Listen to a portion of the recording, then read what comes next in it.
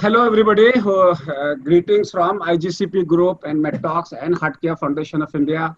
I am Dr. K.K. Agarwal, President, Confederation of Medical Association of Asia and Oceania, and I'm also currently the President of HeartCare Foundation of India, past President of Indian Medical Association, and Editor of IGCP Group. I present to you Dr. Nitin K. Sethi. He's son of my boss, my mentor, my guru, a great neurologist in Delhi who is also a Padma awardee. And Nitin is currently the Associate Professor of Neurology at New York Presbyterian Hospital and Weill Cornell Medical Center. He is a Director and Chief Coordinator of Brain Care Foundation. He is a diplomat of National Board of Internal Medicine. He did his DNB from India. He is a diplomat, American Board of Psychiatry and Neurology. He's a diplomat, American Board of Clinical Neurophysiology. He is an American Board of Psychiatry and Neurology, and he's an American Board of, with added competency in sleep medicine, in epilepsy, and in epilepsy monitoring, intraoperative monitoring, blah, blah, blah. And he is also diplomat, American College of Sports Medicine. He's very much in fond of boxing. He manages the Box First Aid Center in US. And we are going to interact with him basically on management of refractory status epilepticus. And we will talk about the role of newer anti-epileptic drugs. And he also has a large number of experience in managing COVID patients, and he wants to share his experience in the end about the COVID patient. Ladies and gentlemen, and my dear colleague, I present to you Dr. Nitin K. Sethi. Thank you, Dr. Agarwal. Thank you for this kind invitation. And my father remembers you fondly too. Thank you. So the topic is management of refractory status epilepticus and what's the role of the newer anticonvulsant drugs. So, as we know that when you talk about refractory status epilepticus, the definition of status epilepticus has changed over the years, but now the definition stands at that if you have 5 minutes or more of continuous seizure activity, that by definition is status epilepticus. A practical way of looking at that is if a patient comes to you and the patient is actually having a seizure right then and there, if you're in the hospital setting, the patient is seizing, that is treated usually as a status epilepticus. Now, a few more terms came about over the years. There's a term called refractory status epilepticus, and then now there's a term called super refractory status epilepticus. Refractory status epilepticus is that when the patient comes to you with status epilepticus, you give the first line anticonvulsant, which is usually a benzodiazepine, which is administered IV, and you follow that with a second anticonvulsant, a frontline drug, most usually is dilantin or phenytoin, and that's basically the term when it's used for refractory status epilepticus. If the seizures persist after that, that's refractory status epilepticus. Now, super refractory status epilepticus occurs when you've gone further down that protocol. So you have given the patient IV benzodiazepine, the seizures are still continuing. You gave the patient a frontline anticonvulsant like phenytoin or phenobarbital, the seizures are continuing. So now you've gone and given the patient IV anesthetic. And now the patient is in the ICU setting on IV anesthetics. And whenever you try to lower the IV anesthetics, the seizures come back. So it's very difficult to wean these patients off IV pentobarbital or propofol. And that term is nowadays called as super refractory status epilepticus. As the slide shows, the incidence of status epilepticus ranges from 5 to 40 per 100,000 population. There's no real significant difference in males and females. You'll see status epilepticus in developing countries, developed countries. Refractory status epilepticus will occur in about anywhere between 25 to 50% of status epilepticus cases. They'll go into refractory status epilepticus, and then some of them will go into super refractory status epilepticus. Now, whenever we talk about any of these etiologies, we've got to think about what is the underlying etiology of status epilepticus. Why is the patient having status epilepticus? And as you can see on the slide, there are many different etiologies for status epilepticus. The most common cause of status epilepticus is usually a patient who's epilepsy patient who has stopped taking his anticonvulsants.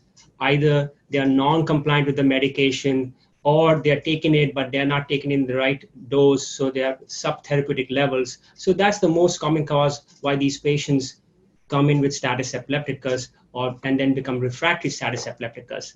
But there can be other etiologies of status epilepticus: strokes, CNS infections, patients with dementias will go into status epilepticus, cortical dysplasias, head trauma. You'll have toxic causes like excessive alcohol, intoxication with some drugs. And so there's a whole sort of whole category of what etiology of status epilepticus. And usually the best thing is the thing to remember is that the most common cause will be a patient who has epilepsy and for some reason has been non-compliant with his or her medications. Now, we all know the management of status epilepticus is very challenging. One big part of the management is you want to try to establish what's the etiology of the status epilepticus, what is leading to the status epilepticus, and we discussed the causes in the previous slide.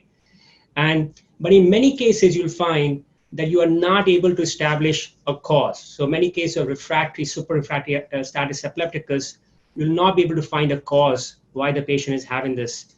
And so there's a new term called new onset refractory status epilepticus.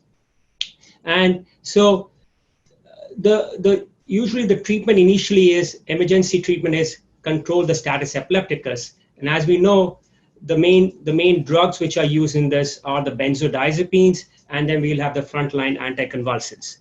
And benzodiazepines are usually helping rapid control the status epilepticus. And then as we go further and further down the protocol, I'll describe it later, you go into intravenous anesthetic agents. So talking about benzodiazepines, they are the frontline drugs used to control status epilepticus. As we know, they work on the GABA receptor in the brain, GABA type A receptors. One very big advantage of benzodiazepine is they're available in multiple formulations. So you have an oral tablet. You can have an oral tablet of diazepam or lorazepam. You can have, they come in intravenous form, intramuscular form. Nowadays, we have intranasal forms of midazolam. Diazepam can be given per rectum. So that's a very big advantage. You can really get it into the patient in many different forms. And as we know, commonly used benzodiazepines include diazepam, which is available in per rectal form in children. So per rectal diazepam is used to control status epilepticus or breakthrough seizures in small children. We have lorazepam, and then we have midazolam. A very important point to remember for any control of status epilepticus is these medicines will work better if you use them early and close to seizure onset. The longer the status epilepticus continues, the harder it is to control the status. The other important point to remember is when you give these medications in status epilepticus, you want to give them in the right dose, what is called the load-in dose, and over the right period of time. And there's a graph in the next slide, and I'll explain this again. But lorazepam, it's important to remember that the loading dose is 0.1 milligram per kg of body weight to be given at about 2 milligrams per minute. So let's assume, while it says a maximum 8 milligrams, let's assume the patient is, about, let's say it's 100 kgs patient. That means we want to give a total dose about 10 milligrams or 8 milligrams. You want to give it over 2 milligrams per minute. So in about 4 minutes, you want to get the lorazepam inside, because like I said, the earlier you get the lorazepam inside, the better it will be to control the status.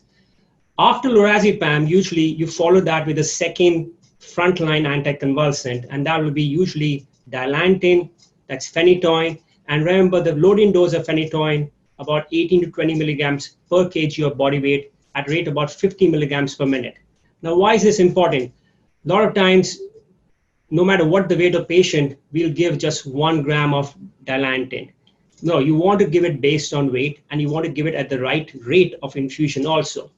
Now, we know that fosphenytoin is also available in some hospitals. It's more expensive. But the advantage of fosphenytoin is it can be given 3 times as faster. So it can be given at 150 milligrams per minute. So let's assume it's going to take you 20 minutes to get the a gram of dilantin into the patient, here you'll be able to get it much, much quicker.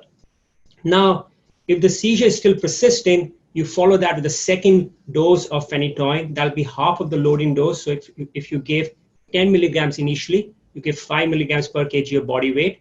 And then as the protocol goes further, we have the option of going into phenobarbital and then the IV anesthetics. So this is one of the status epilepticus protocol. Again, important points to take away. Lorazepam loading dose, 0.1 milligram per kg of body weight at a rate of 2 milligrams per minute. So if you have calculated, I'm going to give 8 milligrams to my patient, you want to get that within about 3 or 4 minutes inside the patient. Very, very rapidly, you want to get it inside, because the sooner you get inside, the better it is. Phenytoin, 20 milligrams per kg. So let's assume the patient is 100 kgs. That obviously is not going to be 1 gram. It's going to be higher than that. So calculate the amount of phenytoin you want to give. And the rate, again, is 50 milligrams per minute.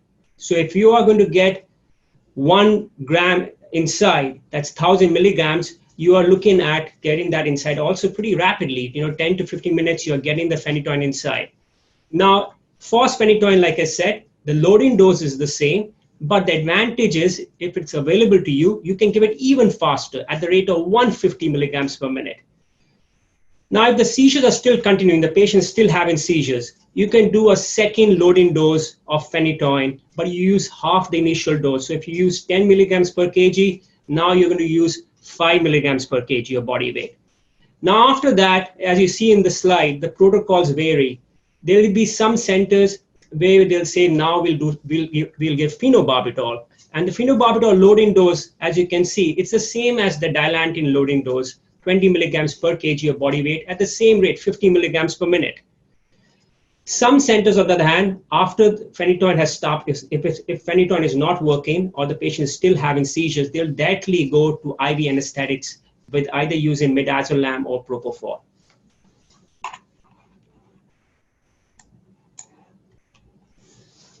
So again, emphasizing the management of now refractory status epilepticus. Now you have reached the stage where you have given the benzodiazepine, you have given the dilantin, maybe you have used phenobarbital, and now you're going on to IV anesthetics. Now, 2 points to remember. As soon as you're at this stage, you have to have anesthesia there because you're going to be intubating the patient, because the patient is not going to be able to maintain his or her airway. So the patient is intubated. Now you have 3 different drugs which you can use depending upon what you have at your center. You can use midazolam, you can use propofol, or you can use pentobarbital.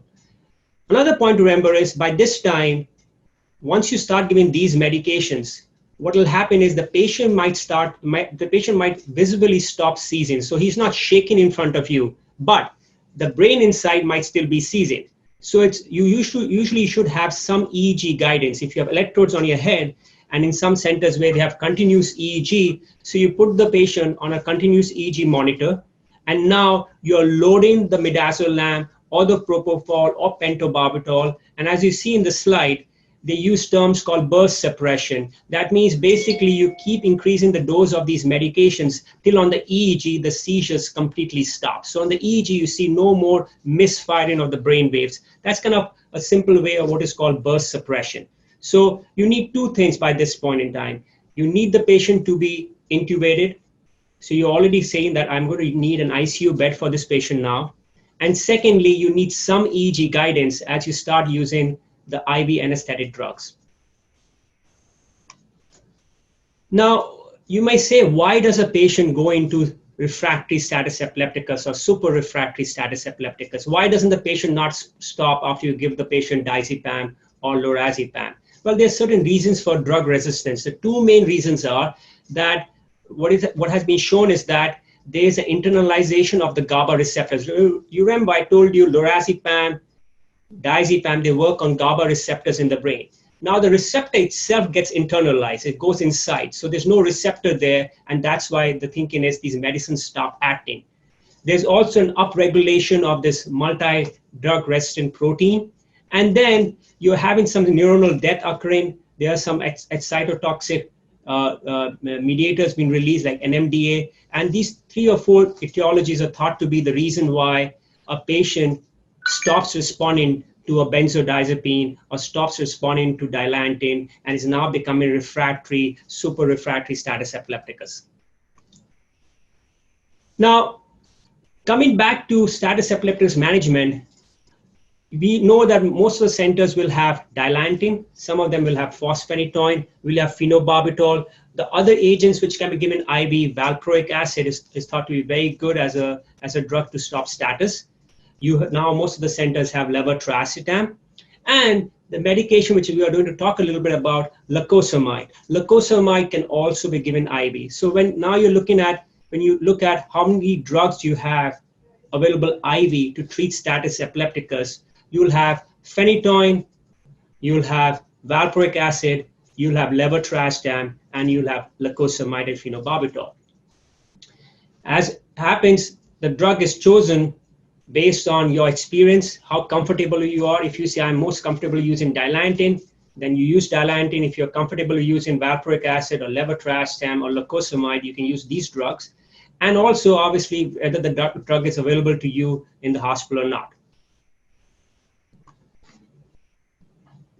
Now, when you talk about newer AEDs for refractory status epilepticus, if you look at the bunch of drugs which are there, and we'll discuss them, I'll just show you this slide.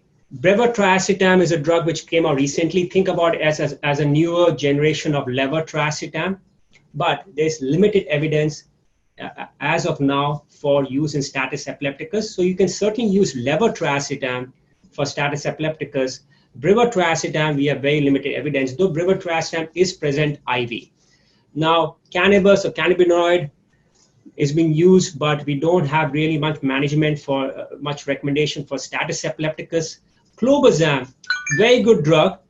It does work very well for seizures. The problem we have is it's not in IV formulation, so you cannot give clobazam IV.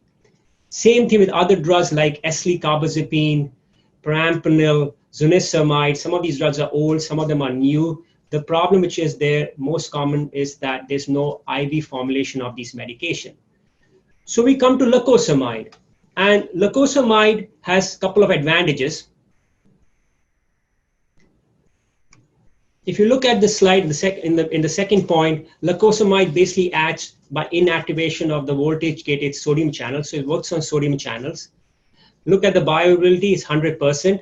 Half-life is around 13 hours. But most important, availability, the formulations, it's available as an oral medication, it's available as an IV, it's suspension. So it's certainly a very good drug which is there for emergency control of seizures. Other medications which are there, even like zonisamide, a good anticonvulsant with a very long half-life, we don't have it in an IV formulation. So lacosamide, I'd like to present a few points which will help you. It's available both as oral and parenteral. For status epilepticus, the dose which is given ranges from anywhere between 100 milligrams to 400 milligrams. Half-life is around 13 hours. It's renal metabolized, it's excreted unchanged in the urine. So the only thing you have to really worry about is if somebody has end-stage renal disease, then you might need to reduce the dose.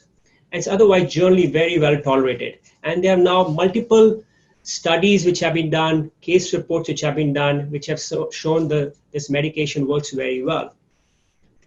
I'll show you a few of them.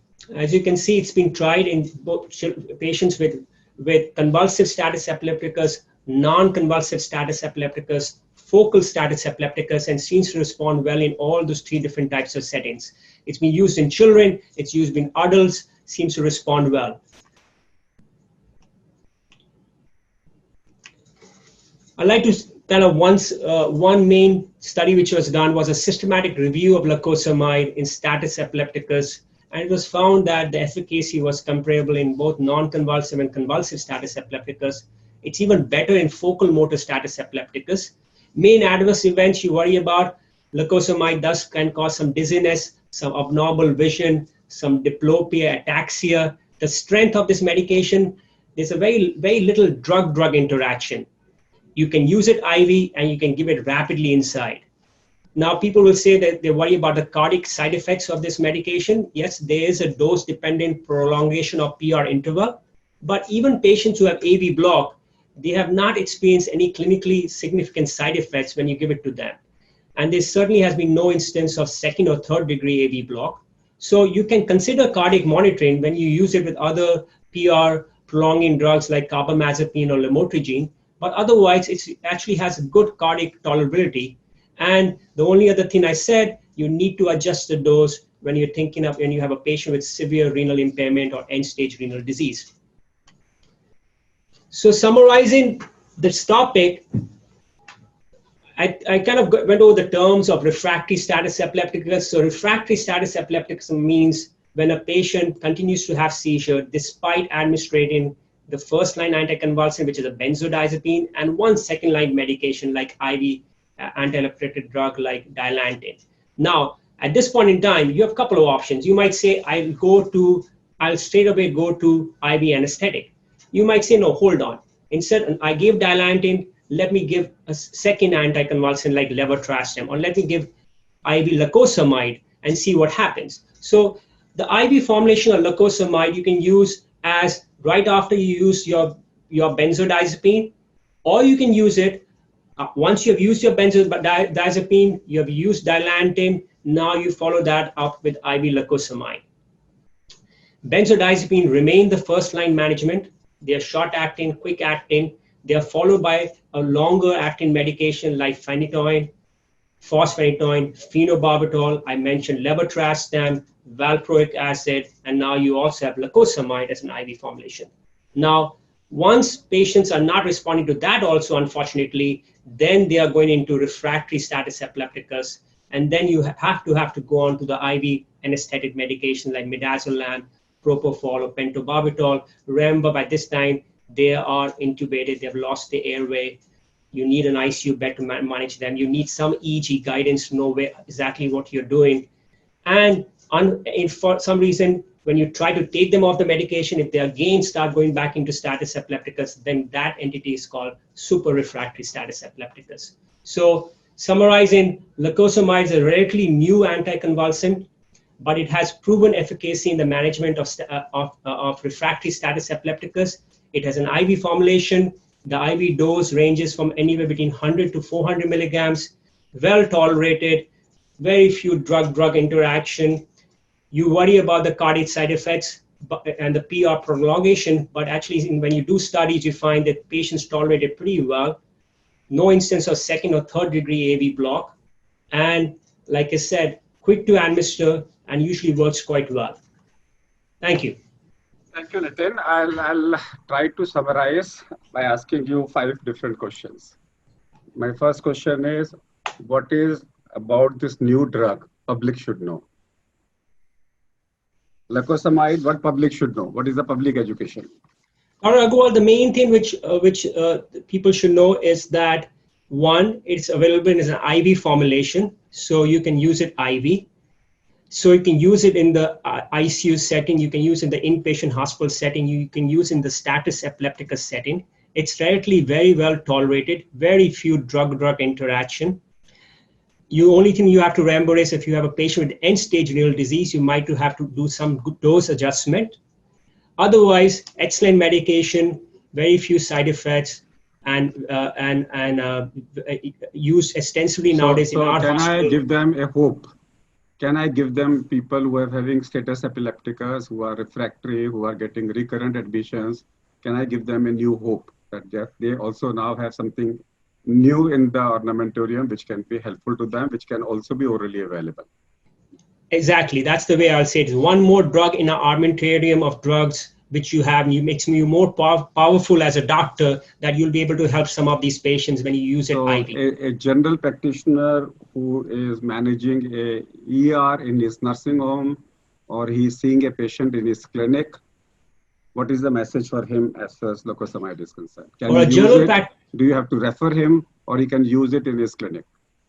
The general message is for a general practitioner, excellent drug. You can use it in your nursing home. It's IV, easy to administer. You really don't need much monitoring with this drug. Don't worry so much about the cardiac side effects. It causes some PR prolongation, but there are no instances of second or third degree AV block. So therefore, in a setup where you are referring a patient, suppose you have a status epilepticus, you want to refer him to a higher center, and you have given him primary drugs, he's not getting response, so you can give him IV lacosamide and refer. That's right, exactly. You gave him the first drug like lorazepam or diazepam, and then you give him IV lacosamide and then refer. That's fine. Okay. And what about in the neurological setup, total extensive intensive care setup? There, is this the drug of choice? Is it the last drug to be used before you give IV anesthesia? Dr. Agarwal, in our hospital here in Cornell, we're using it a lot in the neuro ICU. The reason being, it works very well.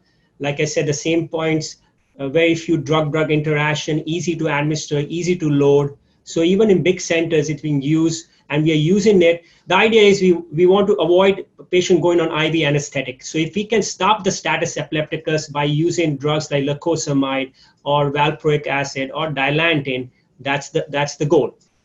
So in how many percentage still they will end up into IV anesthesia group of drugs? About like this, the study said at least about anywhere between 20 to 40 patients, 40% of patients will still go into a sort of a refractory status, and they'll need an IV anesthetic. Okay, in this COVID era, we are getting encephalitis, we are getting meningitis. Are you using this drug in COVID encephalitis or COVID? Are we seeing status epilepticus in a situation like COVID? We've had a few patients who have come into the hospital with status epilepticus and are COVID-19 positive. And yes, we have used IV lacosamide in this setting also. So there is no contraindication in such situation. It doesn't cause CNS depressant. It's not a CNS depressant. It doesn't cause your patient will remain. Doesn't cause any respiratory depression. So that's all advantages of this medication. Can you share us some more experience about your handling COVID cases as far as neurology is concerned? Sure. Let me just bring you one thing which I'd like to share.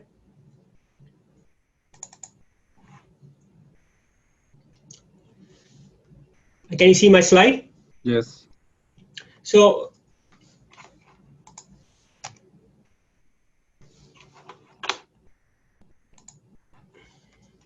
you can directly go to the neurological complication, because all this everybody knows. So one thing I wanted to show, a few things which were there. When we had this COVID breaking out, basically what has happened in India, my father's telling me, outpatient neurology virtually came to a standstill. There was basically no outpatient neurology. There were two reasons. One was patients. We wanted to protect patients from coming to the hospitals because the hospital was full of COVID-19 patients.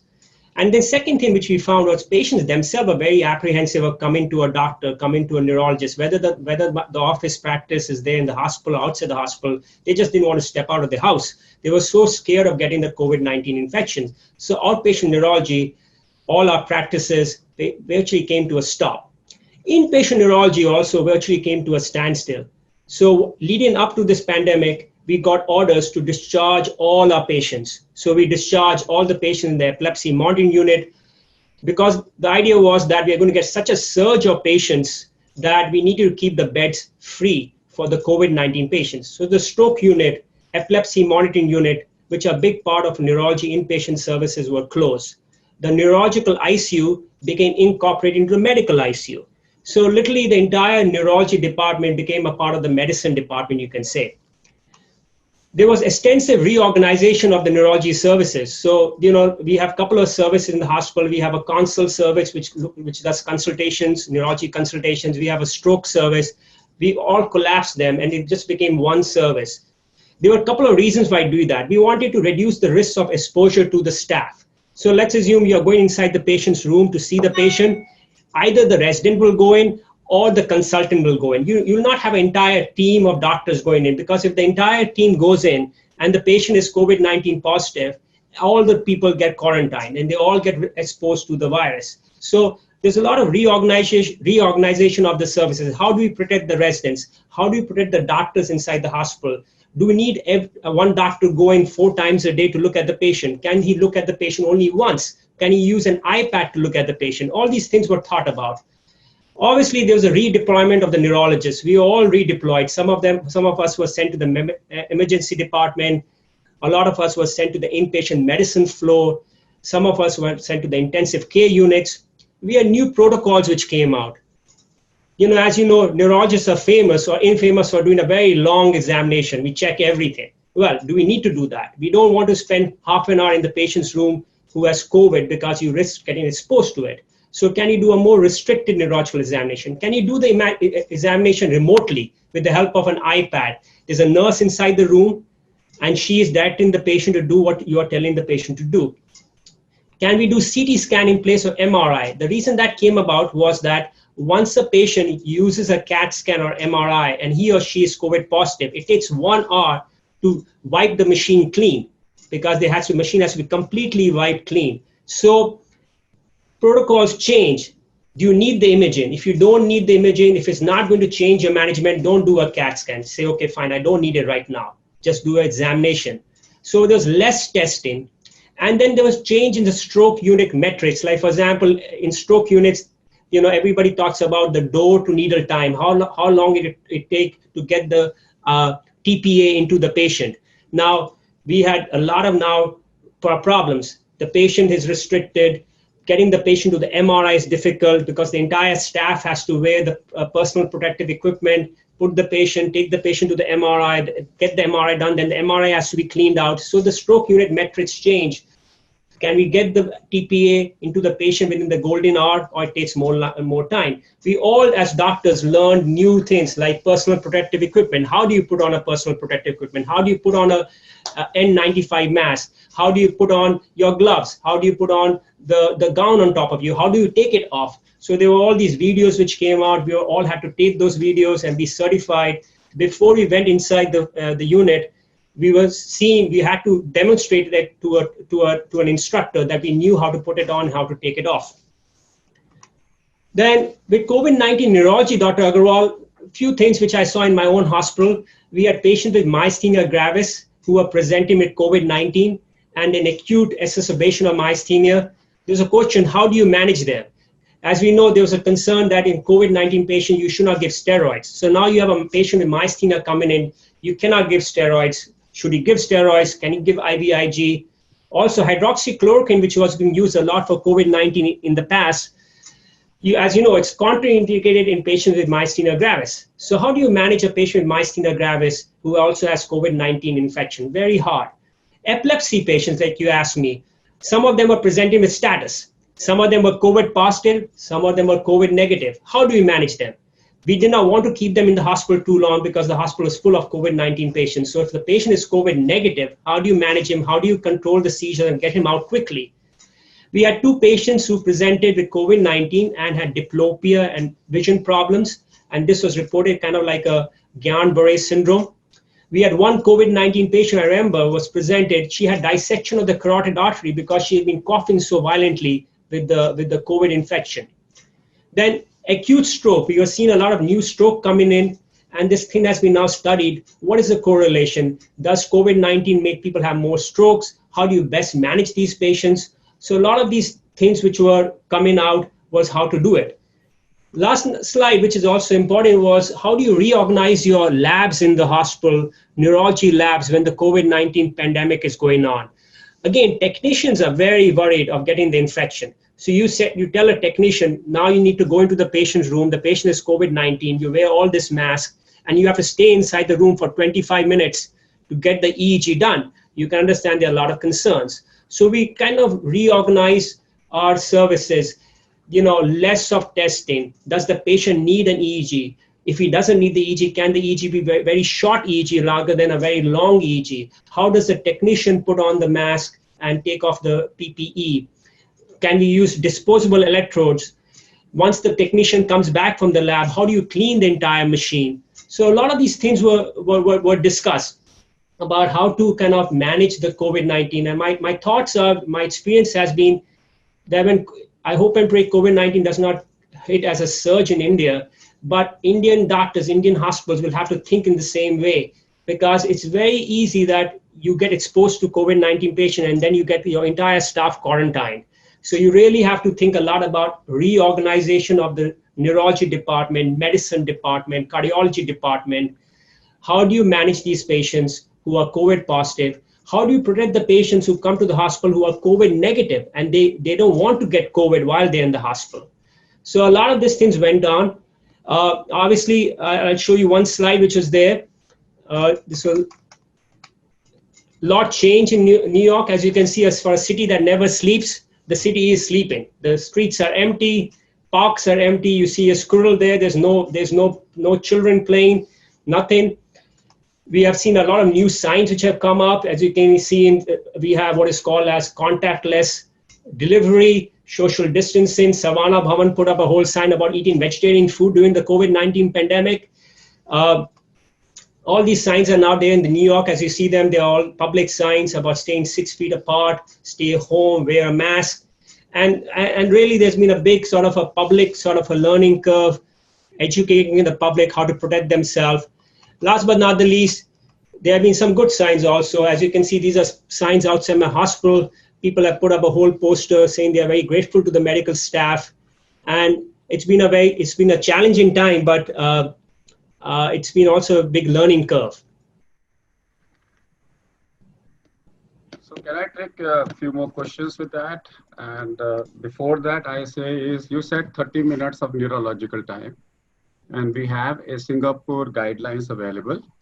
And Singapore says their official guidelines says if your contact time with the patient is less than 30 minutes, and if you are wearing personal protective equipment, then you are safe, even if the other person is COVID positive. Therefore, they say surgical time, make it less than 30 minutes. Your OPD times, make it less than 30 minutes. If you see 5 patients in 30 minutes, take a break. And your neurological examination should be as short as possible. So they define a significant contact as 30 minutes contact. Right. And the same thing is being done in New York, I think. Now I come back to your experience with seizures as far as COVID is concerned. How many of them will get seizures? Now, if in a hospital in India, suppose I'm running a nursing home, I see a patient with seizure in the COVID era. Okay. Normally, I may spend a lot of time with him, try this medicine, try that medicine, try that medicine, may keep him in the hospital, try to stabilize him, try to arrange. Now I want him to be stabilized as early as possible because I want his stabilization time to be less. I don't want sister to be there with him. I don't want relations to be handling him. Do you think that IV lacosamide in such situation may be a game changer? That it may give a early stabilization? It certainly can be used in that regard. Like you said, you want to stabilize the patient quickly. You give the IV diazepam or IV lorazepam, and then follow that up with IV lacosamide, shut the seizures down, and the job is done. So yes, it can certainly be used like that. Loading dose is pretty fast, anywhere between 100 to 400 milligrams. So there are 3 more questions I have received. Lots of questions, but I've selected 3 of them. Is there any difference in the management of generalized versus partial status epilepticus? Yes, I mean, as I teach the residents, when you have a patient with partial status epilepticus, you have time to control the status. Yes, it's a neurological emergency, but it is not as big as emergency when you have a generalized convulsive status epilepticus. So in a partial status epilepticus or a non-convulsive status epilepticus, I would say you should definitely try at least 2 or 3 IV medication, like you use IV dilantin, use IV lacosamide. You can even add IV levetiracetam. You can have 2 or 3 drugs added, and you try your best to control the seizures without resorting to an IV anesthetic. Another thing you talked about burst suppression. What is the significance electrophysiologically? What should be the endpoint? How important is acid-base disturbance management in status epilepticus in contributing to drug levels in CNS and seizure control? So I purposely did not say much about it, but like I said, once you are putting the patient on an IV anesthetic, you can't do a clinical exam anymore on that. So you don't know whether the seizures have responded or not. The patient might not be moving externally, but internally the brain is seizing. So you put the patient on an EEG monitor and you look. If the patient is still having seizures, what you're doing is you're trying to titrate up the propofol or the midazolam to what is called as burst suppression on EEG. That means on the EEG, either the EEG becomes completely flat, that's isoelectric EEG, or it's flat with a little burst of brain activity and then flat. And the idea is once you reach the stage of burst suppression, electrographic seizures in the brain have stopped. So that is thought to be the time where you say, I have controlled his or her status epilepticus. I reached burst suppression on the EEG. Now, you keep them in burst suppression for about 24 hours. So the EEG is running for 24 hours, they're in burst suppression. And after that, you start lowering the IV anesthetic down, lower the dose of the propofol to see what happens. Two things might happen. They may not go back into status epilepticus, job is done. They might unfortunately go back into status epilepticus, and that's the term which was called super refractory status epilepticus. So you need to have EEG guidance to help you with the administration of the IV anesthetic. What about pregnancy? Lacosamide versus pregnancy? Dr. Agarwal, lacosamide is safe in pregnancy. I've used in a lot of my women with epilepsy, pregnant women with epilepsy. It's a category C drug, but very less risk of major congenital malformations. It's thought to be safer than other medicines like valproic acid. What about hepatic failure, hepatic encephalopathy, deranged enzymes of the liver? No, it doesn't have any hepatic metabolism. Only contraindication is renal insufficiency, end-stage renal disease, where you have to reduce. Most of the people are asking one question. At least 100 of them have asked the same question. They want to compare lacosamide versus levetiracetam. How do we differentiate? When do we prefer one over the other? Because people have used a lot of levetiracetam. Now they want to know the difference between the two. Both are good drugs. IV levetiracetam has the advantage, again, like people have now got used to it. 1,000 milligrams IV, it can be used in status epilepticus. This is a new drug. As levetiracetam, equally good, equally effective. There's no head-to-head study between lacosamide and levetiracetam, but they're both equally good drugs. Both have equally safe side effect profile.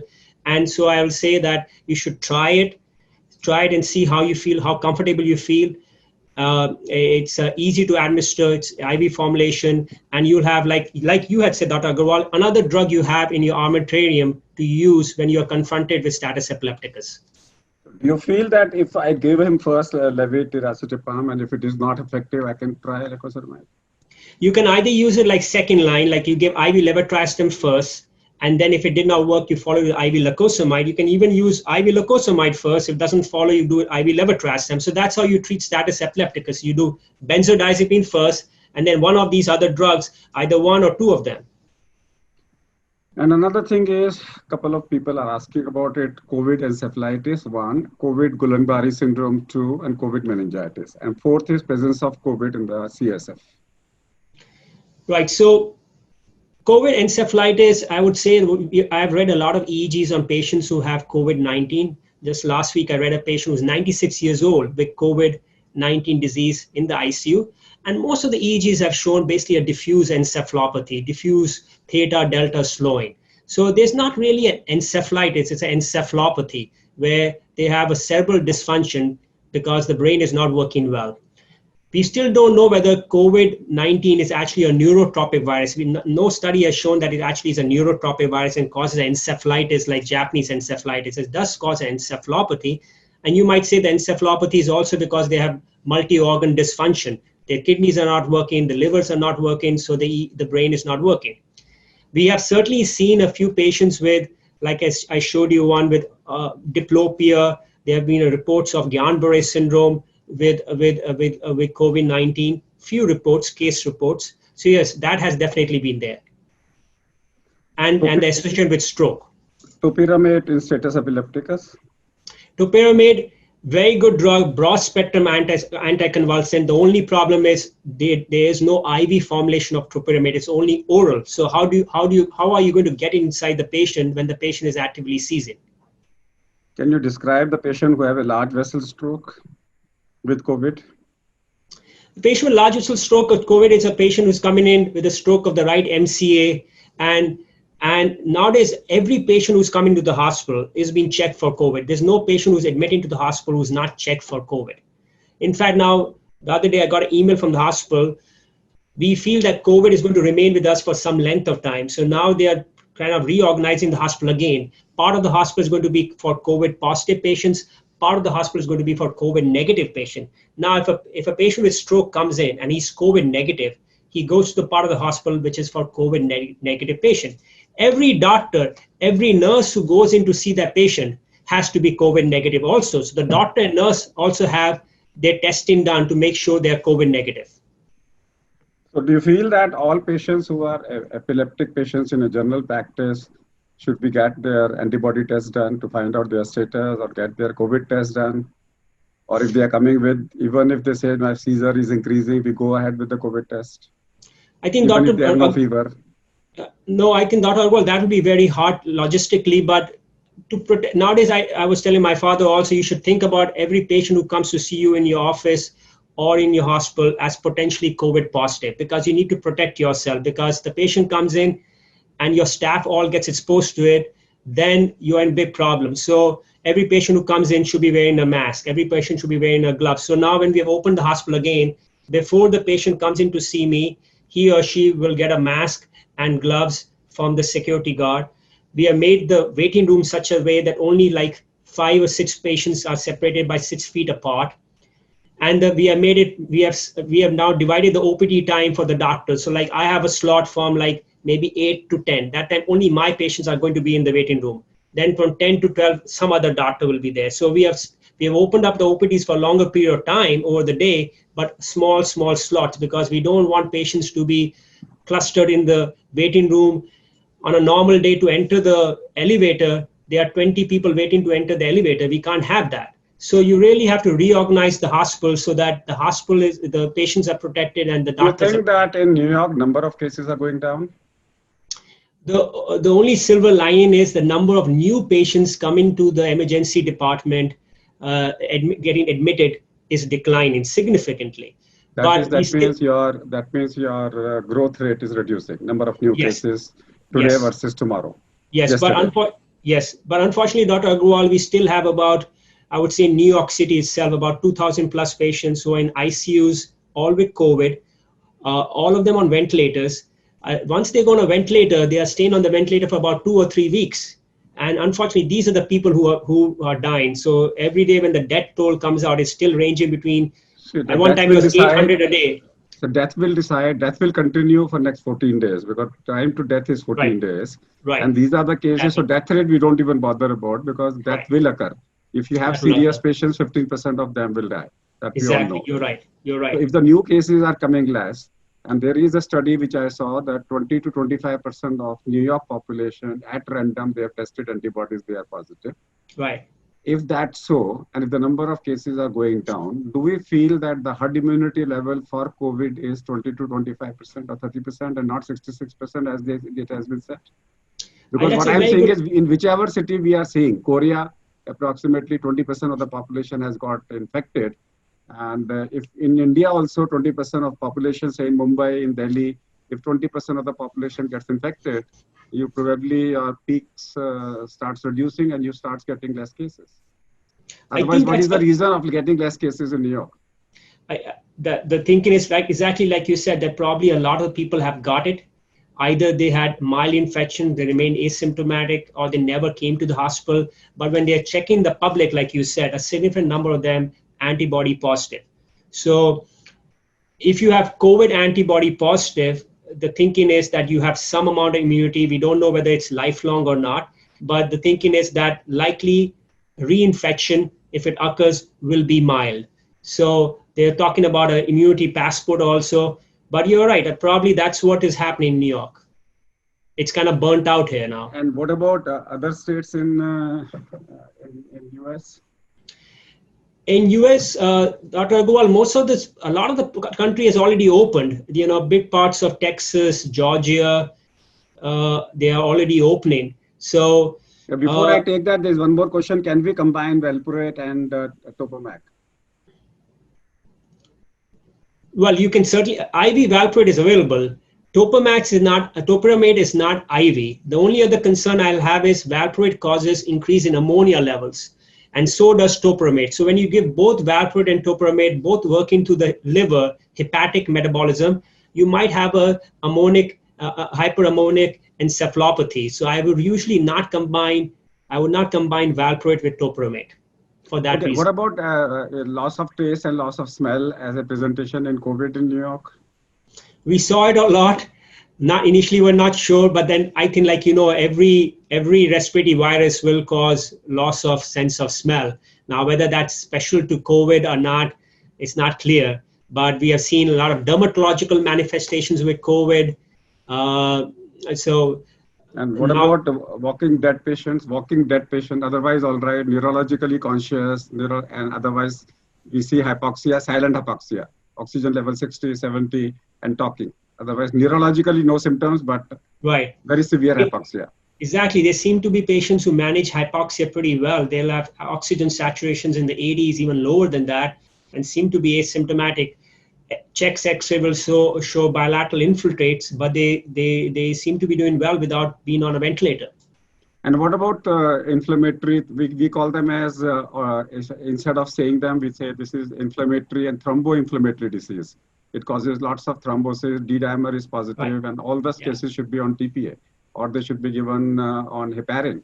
So do you feel that such cases, because if they are a thrombotic disorder, they may end up into seizure? Right. So the microangiopathy and the microthrombosis has been looked at very closely. And now we have a protocol of putting these patients on prophylaxis for DVT, prophylaxis for pulmonary embolism, all those things. Because, yes, that has caused a lot of mortality. And that's also thinking maybe that's the reason for the strokes also. So are you also giving hydroxychloroquine and azithromycin combination, or only hydroxychloroquine? Or No, nothing? no, Dr. Agarwal, we have stopped the hydroxychloroquine because the results were not encouraging. So now we are doing the trial with the remdesivir. And what is the response of remdesivir? It seems to shorten the stay, the ICU sort of stay from like 15 days to maybe 9 days. So it seems to have some positive response in critically ill COVID-19 patients. So Reduces the viremia. lacosamide has no interaction even with the anti-COVID drugs. No, lacosamide should not have any interaction with any of these drugs. Goes through the kidneys. Most of the other drugs, by and large, go to the liver. So nowadays, you people are saying is, how are you preventing yourself, except for 6 feet of distancing, social distancing, and gloving? Well, I wear the mask. I got my antibodies checked. I was borderline positive, and we just making sure that not to fall sick in the first place. And when you say I think borderline positive means IgG or IgM? it was IgG. That means you have already cured. Well, I mean, but I was not like frankly positive. I was making good antibodies. Can give like, it was kind of plus minus. But one thing which I'll say is it's not the COVID-19 disease itself, the management, which is a problem. It's the surge of patients which come. They just come like a surge. It hits you like a tsunami. That time you just get overwhelmed, and then it kind of just goes away.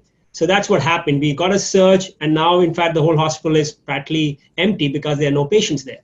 So, dear colleague, here comes the end to this seminar.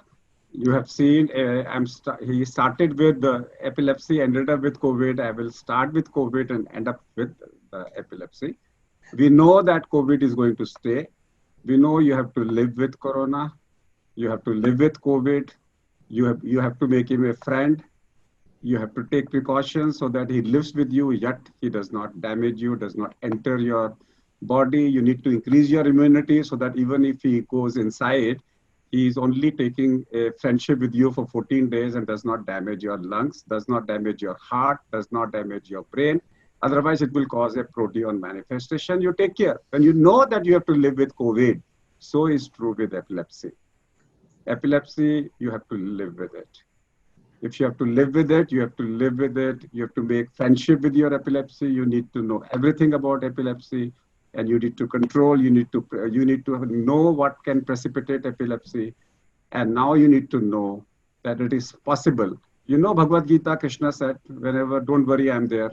He says. So similarly, new drugs, and now a new drug called IV lacosamide says, "I am there. Don't worry. If everything fails, try me also." Before you go for a IV anesthetic group of drugs.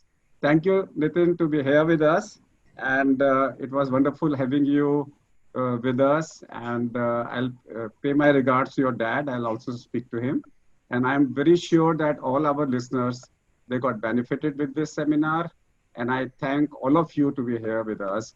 The link is available. We will send it to you, to everybody. We'll send it to you, Nitin. And we will also send this link to all the doctors in the country. Thank you very much. Thank you, Dr. Agarwal. Thank you.